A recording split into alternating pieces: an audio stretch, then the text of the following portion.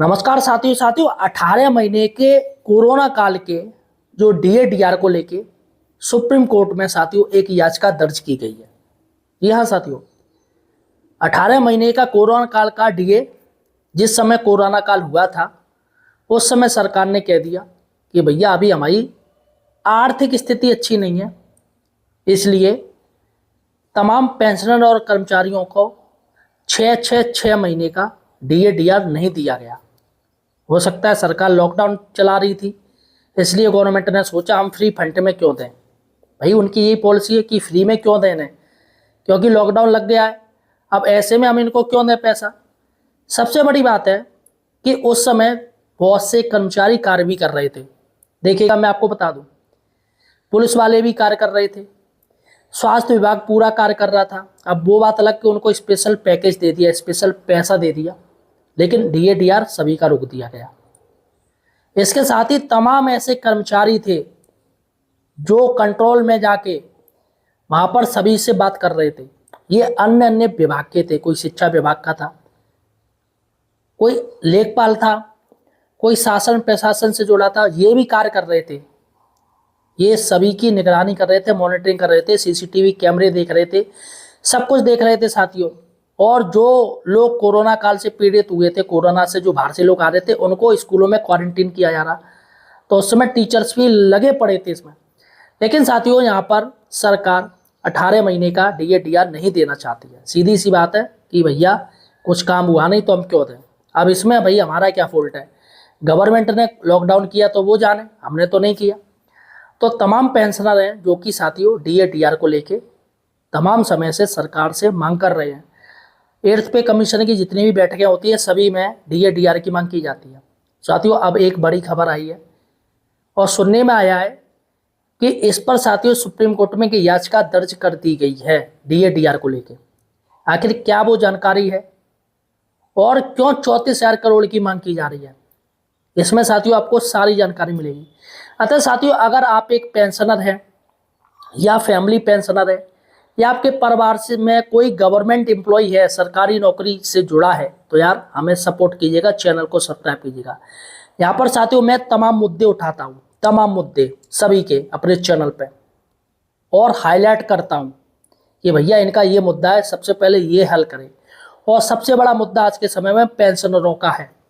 Pensioner तमाम समस्याओं से जूझ रहे हैं, सरकार इस पर ध्यान नहीं दे रही है। और साथियों मैंने प्रण लिया है कि पेंशनरों के तमाम मुद्दे अपने चैनल पे उठाता रहूँगा, चाहे वो EPS 95 के पेंशनर हों, चाहे वो वृद्धावस्था जो वृद्धा पेंशन ले रहे वो हों, और चाहे वह साथियों नौकरी से रिटायरमेंट पेंशन हो। जी हाँ साथियों, चाहे बैंक हो, चाहे आर्मी से हो, चाहे केंद्रीय कर्मचारी पेंशनर हो जो कि रिटायरमेंट हुए, सभी के साथियों मैं मुद्दे अपने चैनल पे उठाता हूँ। तो साथियों सपोर्ट कीजिएगा, चैनल को सब्सक्राइब कीजिएगा। देखिएगा साथियों आखिर क्या है बड़ी खबर, हम इस पर चलते हैं। देखिएगा 18 महीने बकाया डीए डीआर के लिए सुप्रीम कोर्ट में याचिका। जी हाँ साथियों, एक याचिका दर्ज हो गई है सुप्रीम कोर्ट में, और ये साथियों याचिका मुझे लग रहा बहुत पहले ही दर्ज हो जानी चाहिए थी, और हाई कोर्ट में तमाम याचिकाएं दर्ज हो चुकी हैं। लेकिन साथियों हाई कोर्ट ने कह दिया कि भैया ये सरकार जाने, हम इसमें क्या करें। अरे तो कोर्ट का मतलब क्या है, जस्टिस करना। अब सरकार पैसा दे या ना दे वो उनके ऊपर है, लेकिन कम से कम जस्टिस तो होना चाहिए कि हाँ भैया हकदार है या नहीं है डीए डीआर को लेके। लेकिन हाई कोर्ट सरेंडर हो जाती हैं और सरकार के सामने नतमस्तक हो जाती हैं। भाई ऐसे कई मामले जो खारिज कर दिए गए ये कह के कि भैया ये सरकार जाने। अरे आप डिसीजन तो देते, वो मानना ना मानना गवर्नमेंट के हाथ में। चलेगा साथियों, अब किन लोगों ने याचिका डाली देखिएगा, पेंशनरों एवं कर्मचारियों के जितने भी कुछ संगठन हैं, उन्होंने साथियों ये निर्णय लिया है, और निर्णय के अनुसार सुप्रीम कोर्ट में एक याचिका दर्ज की गई है। जी हाँ साथियों, इन्होंने निर्णय लिया और कहा कि भैया डीए डीआर ऐसे मिलेगा नहीं, सरकार से आप मांगो।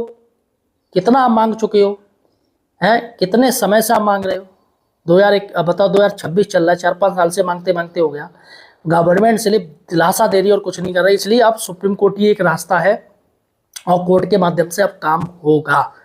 ठीक है साथियों, सबसे बड़ी बात है जो सरकार के ऊपर भार पड़ेगा वो पड़ेगा 34,000 करोड़ रुपए का। 34,000 करोड़ रुपए गवर्नमेंट देना नहीं चाह रही है, और जबकि तमाम विधायकों को, सांसदों को खरीदने में 34 लाख करोड़ रुपए खर्च कर देती है, और जबकि यहाँ पर 34,000 करोड़ रुपए सिर्फ आएगा, और सरकार तो 34 लाख करोड़ रुपए तक खर्च कर देती है। लेकिन साथियों, पेंशनरों और कर्मचारियों के लिए गवर्नमेंट के पास पैसा नहीं है, और खुद के और विधायकों को, सांसदों को पेंशन देने के लिए, उड़ाने के लिए काफ़ी ज़्यादा पैसा है, जो कि गलत है। सबसे बड़ी बात है कि जो याचिका दर्ज की गई है उसमें साथियों 8% ब्याज के साथ एरियर देने की मांग की गई है। ब्याज मांगी गई है कि आप इतने सालों का हमें ब्याज दीजिएगा, 18 महीने का कोरोना डीए एरियर जो बनेगा वो तो दीजिएगा, और प्लस जो ब्याज है इसमें 8% ब्याज जोड़ दीजिएगा पर महीने की, सॉरी पर साल की बात हो रही है भाई, महीने में तो गवर्नमेंट लुटे जाएगी, पर साल की बात हो रही है। अब जो भी 5-6 साल हो गए उसमें आप 8% की ब्याज दीजिएगा, ये साथियों मांग हो रही है। सबसे बड़ी बात है कि एक्स जस्टिस इंदु मल्होत्रा की अध्यक्षता में उच्च स्तरीय समिति का गठन हुआ है। यह साथियों, ऐसा साथियों, एक्स जस्टिस इंदु मल्होत्रा कौन है? देखिएगा साथियों, ये रिटायरमेंट हो चुकी हैं, और इनका रिटायरमेंट 13 मार्च 2021 को हुआ था, और ये सुप्रीम कोर्ट में जो पहली बार जज बनी तो 2018 में ये जज बनी, और 13 मार्च 2021 को ये रिटायरमेंट हो गई। मुझे लग रहा है कि ये जस्टिस इंदु मल्होत्रा ये पहली महिला जज बनी थी सुप्रीम कोर्ट में, जो सीधे वकील से जज बनी है। यहाँ पर आप जानिएगा, सीधे वकील से जज बनाई गई हैं, और एक्स जस्टिस अब ये नहीं है सुप्रीम कोर्ट में, लेकिन इनकी अध्यक्षता में एक समिति का गठन किया गया है। देखिएगा साथियों, मेरे पास एक न्यूज आई है, और न्यूज में ऐसा दावा किया गया है, देखिएगा, कोविड काल के 18 महीने का डीए एरियर मिलेगा, ये न्यूज में दावा किया जा रहा है। ये न्यूज मैं आपको पढ़ के बता रहा हूँ। सुप्रीम कोर्ट से अभी भी उम्मीद है, इसमें लिखा है जस्टिस इंदु मल्होत्रा की अध्यक्षता में उच्च स्तरीय समिति का गठन, ये गठन भी हो चुका है, ये भी इसमें दावा किया जा रहा है, और सुनवाई जारी है। यहाँ पर सुनवाई की भी बात हो रही है कि बाकायदा सुनवाई भी चल रही है, और कर्मचारियों की जीत हो सकती है, और यहाँ पर अगर जीत होती है तो सरकार को 34,000 करोड़ रुपए का साथियों यहाँ पर इनके ऊपर भार पड़ेगा, और इसमें अगर ब्याज जोड़ ले तो साथियों निश्चित ही थोड़ा बहुत और पैसा बढ़ जाएगा, जो कि सरकार को देना टेढ़ी खीर होगा। फिलहाल साथियों अभी सरकार वैसे भी पैसा नहीं देना चाह रही, आप खुद देख रहे हो। तमाम साथियों डीए डीआर महंगाई भत्ता बढ़ा रही, क्या बढ़ा रही है? 2%, 1%, 3%, और इतना महंगा हर चीज़ हो गया है। ईरान अमेरिका में जब से युद्ध हुआ है तब से चीज़ें 4 गुनी 10 गुनी महंगी हो गई हैं, लेकिन सरकार डीए डीआर क्या बढ़ा रही? 2%, 3% तो बढ़ाया ही नहीं। मतलब भीख दे रही है, भीख दे रही है और काम पूरा ले रही है।